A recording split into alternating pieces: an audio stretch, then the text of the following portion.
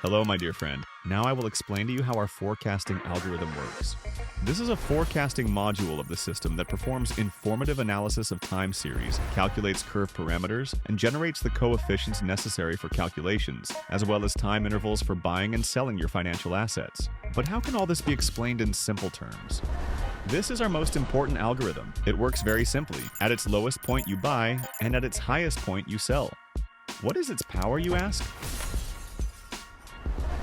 It predicts the future, more precisely the exact date of the beginning of the up or down phase. This is a clear example of how it worked and how it will work here in the future. But when trading with it, it is important to understand some points. From the beginning, the forecast is made using a bigger time frame, and then you go down to smaller time frames. That is the daily time frame, 4-hour time frame, hourly time frame, and 15-minute. On the chart, draw a vertical dotted line at the lowest or highest point of our algorithm, which will symbolize the beginning of the growth phase or the beginning of the decline phase of the financial asset. Green line went up, red line went down. After that, you see the start date and go down to the lower time frames to more accurately adjust the start of the desired phase. You often hear me say this phrase 1 to 2 days. Plus minus 1 day, plus minus 1 day, plus minus 1 day, plus minus 1 day. We always give in plus minus 1 day. Because with the passage of time and the constant recalculations of our algorithm, as we approach the previously set date for the start of the growth or decline phase, this date may shift a couple of days earlier or later.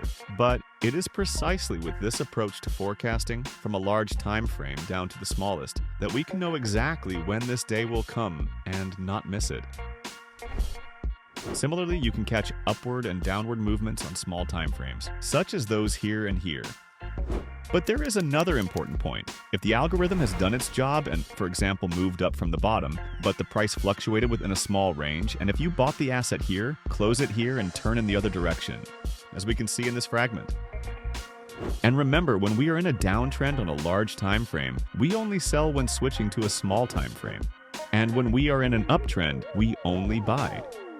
And here's another interesting point. It's more about risk management. If we see two bottoms in our mathematical model, I recommend dividing your money into equal parts and entering the position twice, here and here. In the next video, I will tell you why we enter a position exclusively based on our trading filter and how it works in tandem with our forecasting module. Also, don't forget to subscribe to all our social networks and write to me personally or to customer support about purchasing our algorithm.